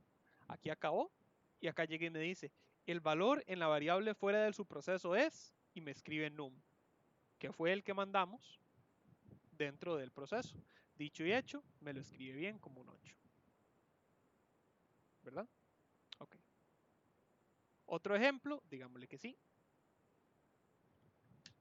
Vamos ahora con 3, para procedimiento con parámetros por referencia. Vemos acá el cuerpo, es bastante similar al anterior. Escojo un valor para ejemplo, lo va a leer como num, lo va a mandar como procedimiento ref num. Digamos, pongámosle 8. Otra vez. Este es su proceso, ¿verdad? No devuelve valor, pero toma una variable como parámetro por referencia y lo modifica. Dicho y hecho, vean que dentro de su proceso, porque vean que esta línea no está aquí, vean que acá lo que hay después es nada más el reporte de la variable fuera del subproceso. Entonces vean que acá adentro dice, el valor modificado por el subproceso es ahora 80. El valor de la variable, en la variable fuera del subproceso es 80. Entonces vean que el 8 ya fue modificado. Si nos vamos al subproceso 3, aquí está procedimiento ref, vean que dicho y hecho recibe la variable num, la recibe en numR por referencia. Vean que numR, ¿verdad? Luego llega y me dice, este subproceso no devuelve valor, ¿verdad? Ya lo vimos. Pero numR llega y le asigna numR multiplicado por 10. Dicho y hecho, 8 por 10 es 80 y me lo escribe. El valor modificado, acá lo tenemos. Aquí lo reportó como numR. Entonces, numR acá tiene un valor 80 porque me apunta a num que fue modificado acá, asignándole su mismo valor por 10. Como es por referencia, entonces dicho y hecho, nos modificó la variable original, que cuando vemos acá, la variable fuera del subproceso num es 80. Continuando, tenemos el ejemplo número 4 para una función con parámetros por valor. Entonces, entramos en la función 4 y llega y dice, escoja, escoja un primer valor para ejemplo, lo va a leer como num. Escoja un segundo valor, lo va a leer como num2. Vean que entonces tenemos esta otra variable resultado a la cual se le estaría asignando el valor de función valor num y num2. Vamos a escoger 45 y no sé, 15. Entonces, Esta función recibe dos parámetros por valor y retorna el valor de la multiplicación de ambos. El resultado de 45 por 15 es 675. Dicho y hecho, vean que acá está, yo lo que hago es reportar num y num2, los reporto normalmente, eso quiere decir que como estoy usando las variables me va a funcionar con cualquier número que ingrese el usuario, y le reporto el resultado que estoy haciéndolo, bueno, le estoy asignando un valor de asignación a partir de num y num2.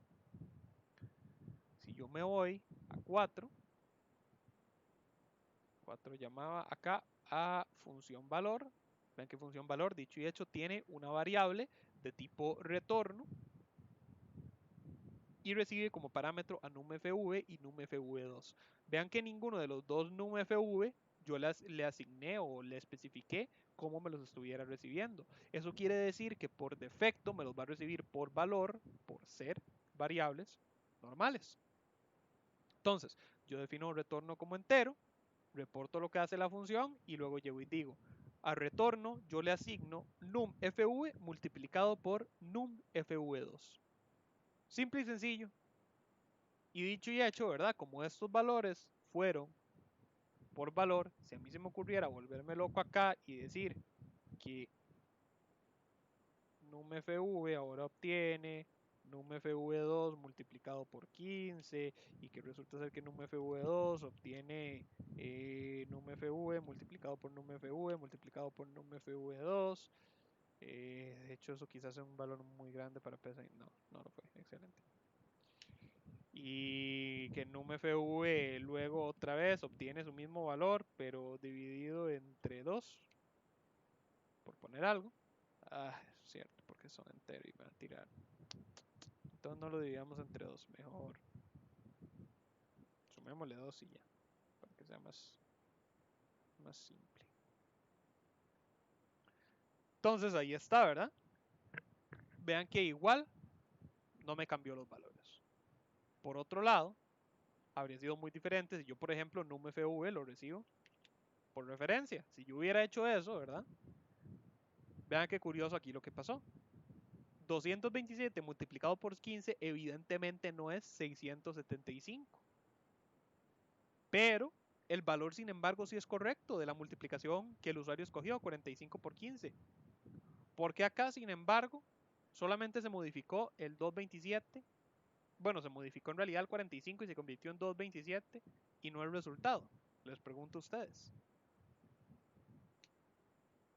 ¿Por qué no me cambió el resultado? Porque solamente me cambió acá la respuesta. O bueno, no la respuesta, perdón, eh, el reporte de los números del usuario. Carla me dice, porque como es por referencia, el valor va a ser modificado. Sí, pero ¿por qué es que el 675 no se modificó también? ¿Por qué no me reportó entonces, a pesar de que el usuario puso 45, ¿por qué no me reportó 427 multiplicado por 15? O sea, básicamente les estoy preguntando por qué se dio a cabo este pequeño error lógico acá.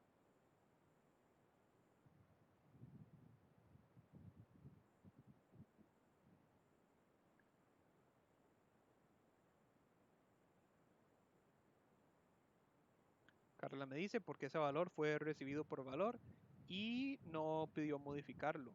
No exactamente.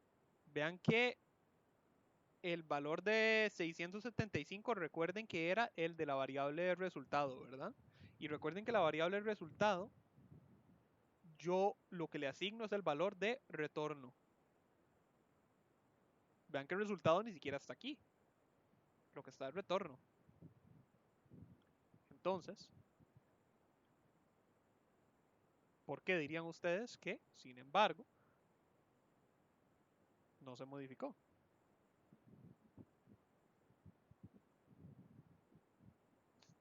Bueno, se los digo porque no me queda mucho tiempo. Bueno, no nos queda mucho tiempo. Ah, bueno, Carla ya nos puso. Los otros procedimientos no estaban dentro de la variable de retorno. ¿Cómo?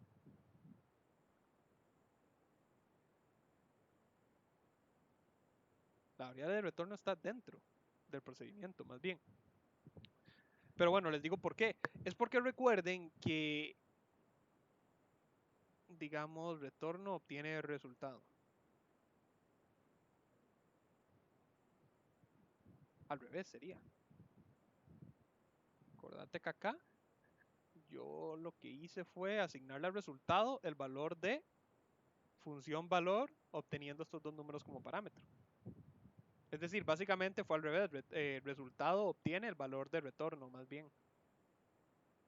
Pero la razón por la cual ese cambio no se efectuó es precisamente por la lógica secuencial de psint. Recuerden que retorno yo le asigné el valor de esta multiplicación, ¿cierto? Pero luego yo modifiqué los números. Eso quiere decir, el valor de retorno en su última modificación fue el valor original de los números. Si yo quisiera actualizar este valor, yo tendría que, bueno, primero que todo no modifiquemos valor FV2, porque lo único que estamos mostrando modificado es valor FV1. Ahora entonces yo tendría que volver a hacer esta multiplicación o hacerla después de las modificaciones. Y ahora sí, vean que ahí sí se me actualizó la multiplicación. Si yo borro esto, ahora sí, ahí está, sin modificaciones. De la misma manera. Si yo quito esto, ahora los dos van a ser por valor y me va a reportar entonces los números bien, pero la multiplicación no. El resultado de la multiplicación ahora está mal porque yo modifiqué los valores, aunque fueran copia, ¿verdad? O sea, yo aquí modifiqué la copia de los valores que yo recibí. Los valores originales, vean, de num y num2 acá están intactos, pero numFV y numFV2, aunque los recibí por valor, pero los modifiqué antes de realizar la multiplicación.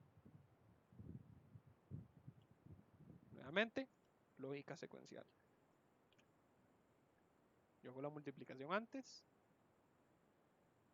y entonces no se me da afectada por estas dos líneas de acá. Que igual las voy a borrar porque no sirven para nada. Ok. Otro ejemplo, sí. Ahora íbamos ya con 5, ¿verdad? Sí.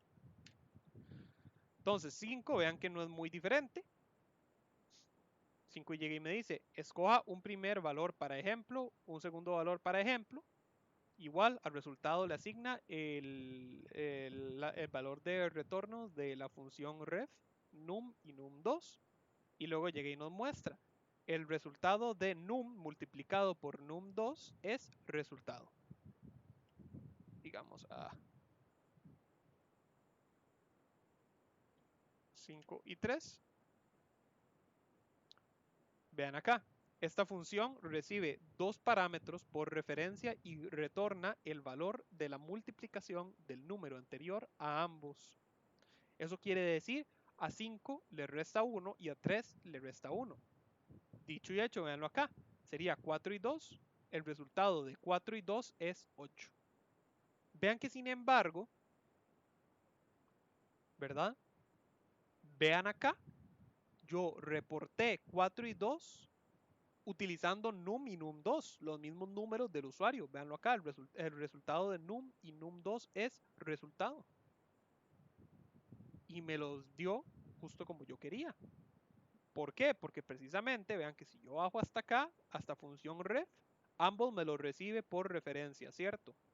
Y vean que dicho y hecho, ¿verdad? Acá abajo, a numFBR, que fue lo que recibió como num1, le resta 1.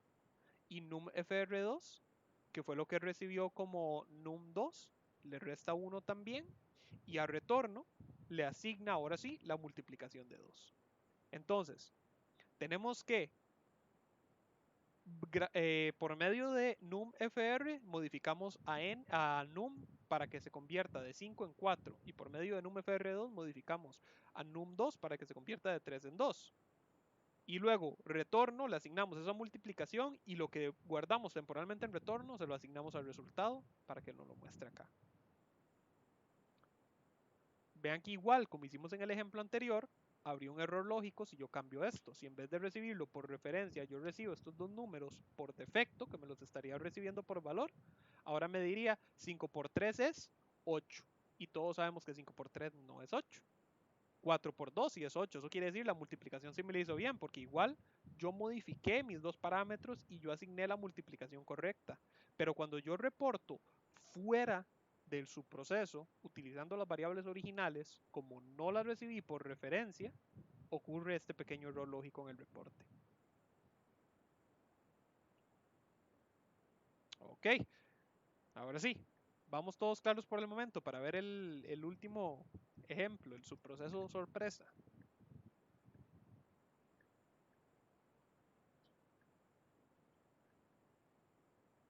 Carla me dice que sí, que todo claro.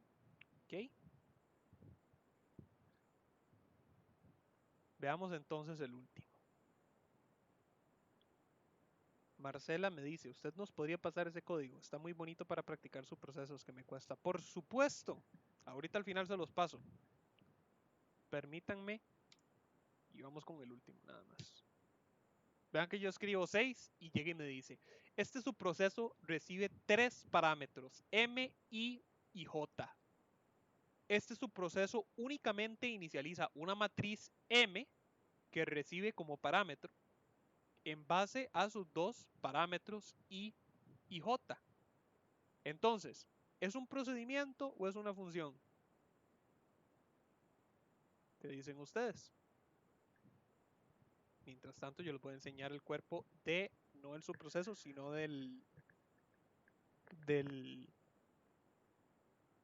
switch, acá del segundo. Vamos a la opción 6. Vean que 6 llega y lo que hace es llama a e inicializa MATX y manda MATX, que si recuerdan fue la matriz que inicialicé como 5 por 5, y manda a I y manda a J, que si recuerdan los dos tenían un valor de 5. Es decir, le estoy mandando los límites, por así decirlo, o el tamaño de las dimensiones de la matriz. Carla me dice que procedimiento. Marcela me dice que subproceso. Dicho y hecho es un subproceso, Marcela, pero recordemos que hay dos tipos de subproceso, el procedimiento o la función. Entonces, yo lo que les estoy preguntando es eso, ¿cuál de los dos es? Carla dice que es un procedimiento. Marcela me dice que también, ok, un procedimiento. Exactamente, es un procedimiento. Vean acá, incluso aquí les di otra pista de manera implícita. Inicializa matriz, no me está retornando ningún valor. Yo estoy llamándola acá sola y le estoy mandando los parámetros, pero como no retorna ningún valor, entonces es un procedimiento, no una función. Yo, opa. 6. Ahí está. Ahora llega y me dice, los tres parámetros que recibe el subproceso son la matriz, tamaño de filas y tamaño de columnas. ¿De qué manera recibe estos parámetros? ¿Por valor o por referencia? ¿Qué dicen ustedes?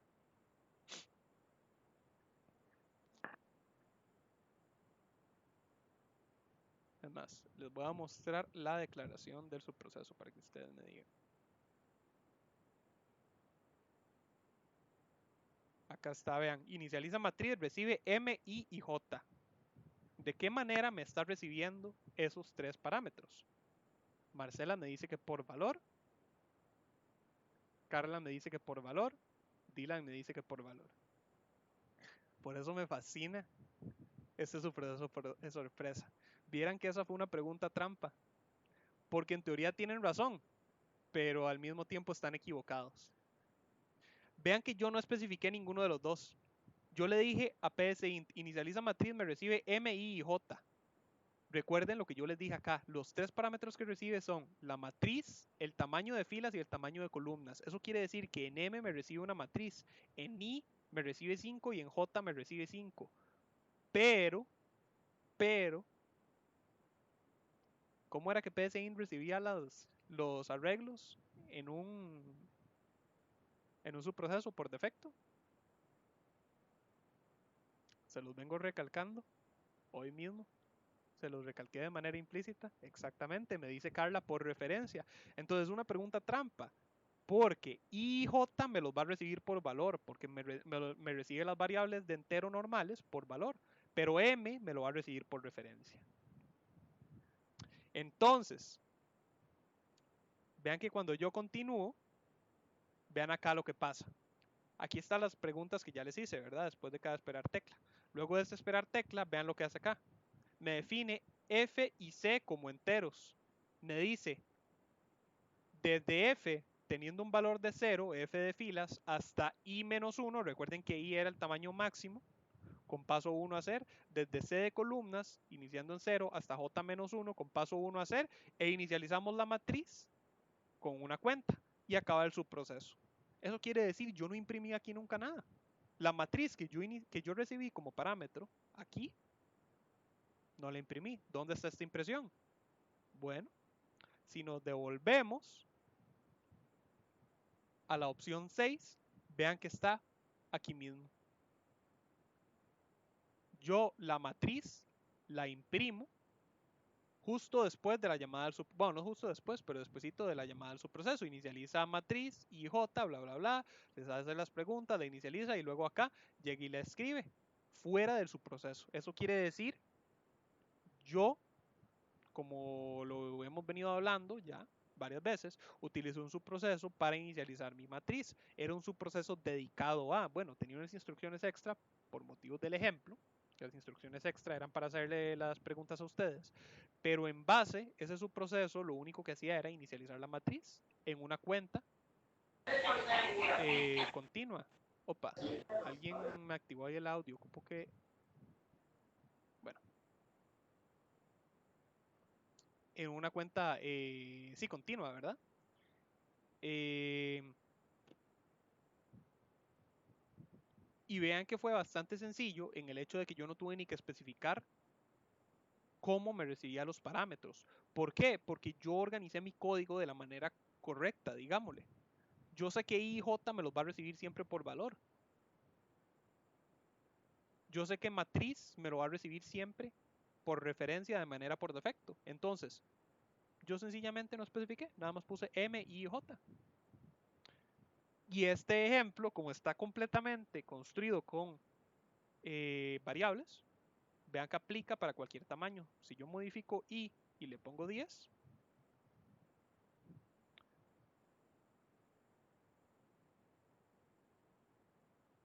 ahí está. Es que se volvió muy larga. Pero ahí está la matriz, ven. Si yo modifico esto y le pongo 8 y a este le pongo 10, ahí está. Una matriz 8 por 10.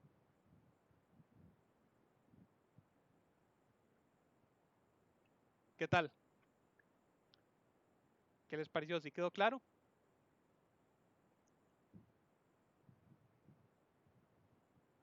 No sé si quedó alguna dudilla con eso que acabamos de ver.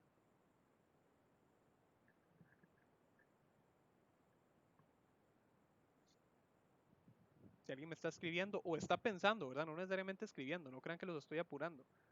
Si alguien está pensando, terminando de masticar la materia y quieren que les dé un toque más chance, levántenme la mano para yo saber. Si no, pues bueno, les paso el código y comienzo a cerrar. Carla me dice, me gustó mucho, fue una excelente forma de resumir el tema de los subprocesos y funciones. Me queda todo más claro. Excelente, Carla. Me alegra mucho que te haya gustado. De hecho, a mí este ejemplo me gusta montones. No lo habíamos visto porque usualmente nos distraíamos con otros ejemplos, pero si notan en las grabaciones de las sesiones anteriores, yo siempre lo tenía abierto porque siempre tenía en mente que si nos daba chance, si sobraba tiempillo, este era el siguiente que quería que viéramos. Por dicha hoy lo vimos. Marcela me dice, sí, a mí también, para ver todos los casos que a veces se confunde. Sí, de hecho, así fue como lo pensé. Por eso lo estructuré así, vean, los primeros tres son procedimientos, los siguientes dos funciones, cada uno con sus diferentes tipos. Obviamente no hay una función, bueno, obviamente no, sí podría haber una función con parámetros nulos, pero no lo hice como para que no fuera reiterativo, porque a fin de cuentas es lo mismo, solamente que estaríamos retornando un valor. Y el último es uno sorpresa para practicar esos detallillos de las matrices. Pero bueno, no hay dudillas entonces. ¿Estamos bien?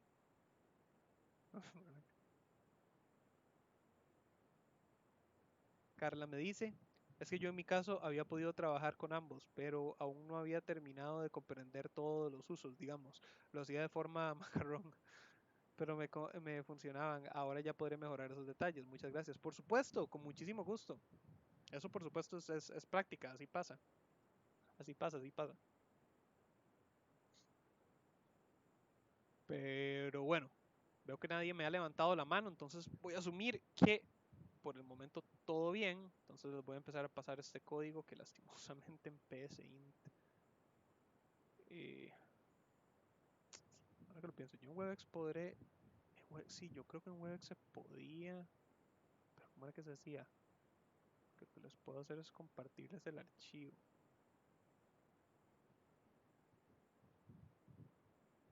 Sí. No. No quiero. No me voy a arriesgar luego. Mejor luego solo lo investigo. Se los voy a pasar así, no importa.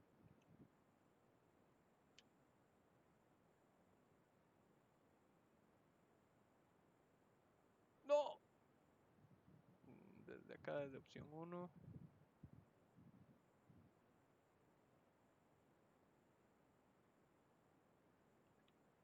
Ok. Parte 2.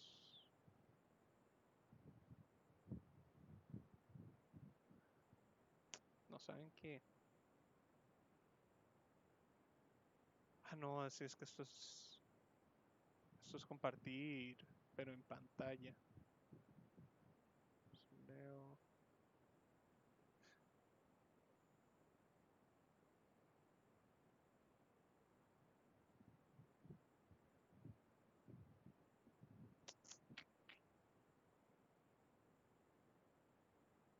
Qué. Qué molesto. Bueno, no importa. Habíamos quedado así ahí en Learnum 2. Siguiente parte.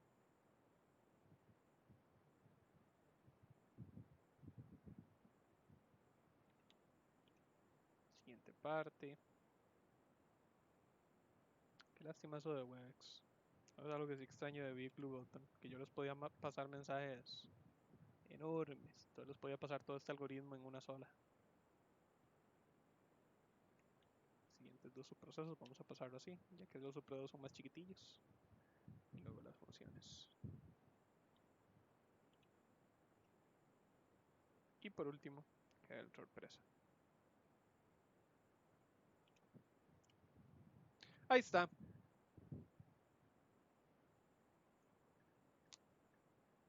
Ok. Bueno, entonces ahí mientras lo copian voy a ir cerrando la grabación.